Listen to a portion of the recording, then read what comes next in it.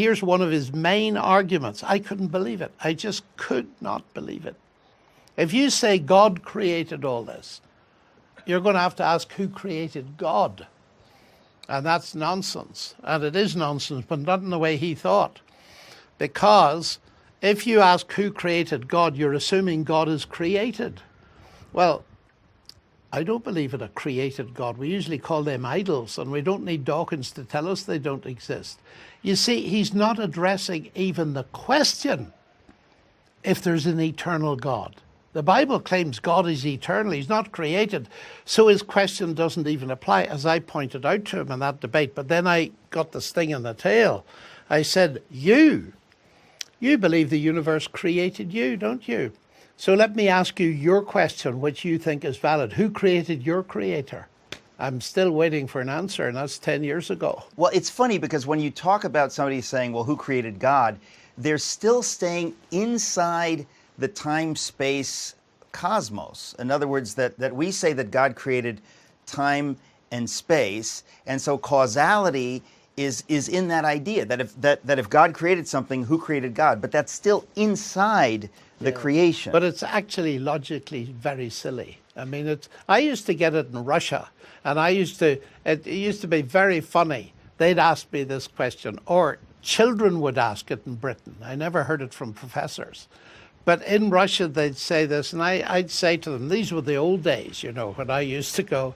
They'd tell me, I say, what do you believe about the universe? They say it's eternal. Oh, I said, isn't that interesting? You believe in an eternal universe, and yet your question, who created God, shows you cannot conceive of an eternal God. Why is that?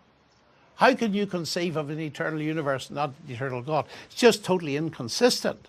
I said, your problem is you can't even think there might be an eternal reality that is a person, you see. But it is a very silly objection, and to find it at the heart of his book. But I want to go back to the second main reason. I said Hawking and Dawkins' problem is they're dealing with the wrong concept of God by pitching God against science as an explanation. But now move to the science. And you can very easily see why Dawkins and the rest of them are completely wrong in suggesting God is the same kind of an explanation and therefore in competition with a scientific explanation.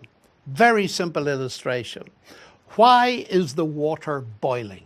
Well, it's boiling because you've got heat energy from a gas flame being conducted through the bottom of a good Irish copper kettle and agitating the molecules of water. That's why it's boiling. Is it? It's boiling because I want a cup of tea. Now, people snigger at that and so on. Rightly so, because they see I'm being foolish. That the explanation in terms of heat energy, the scientific explanation, doesn't compete with the personal explanation of my desire for a cup of tea. In other words, both are correct. Both are correct. And you do not have to push one away and say, this is the correct one. Both are It's as if to correct. say, because I can explain this in terms of heat equations and physics, John Lennox doesn't exist.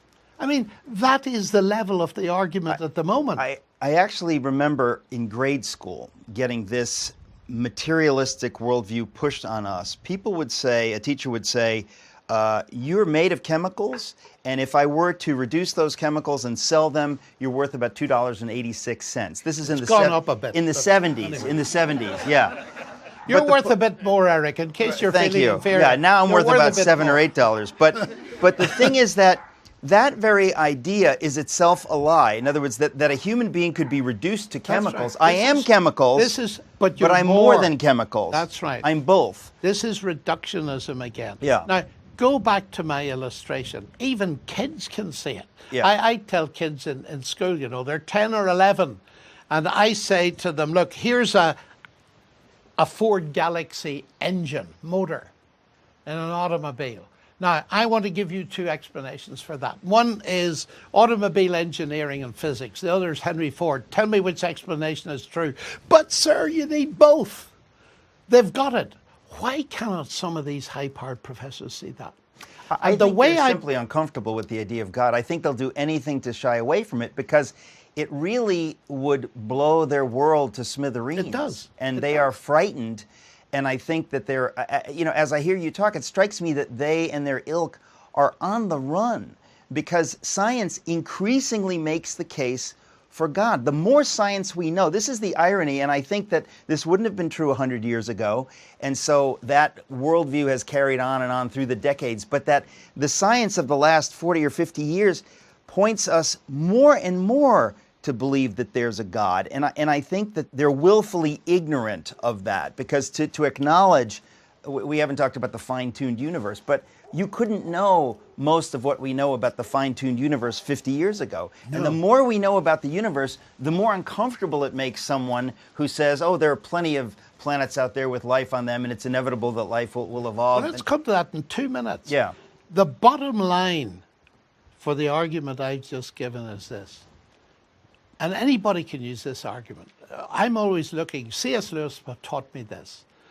If you can't explain your faith in God in words that people can understand, either you don't believe it or you don't understand it. That's the big slogan in front of my mind. Help people understand. Here's the bottom line. God no more competes with science as explanation of the universe than Henry Ford competes with the law of internal combustion as an explanation for the motor car engine.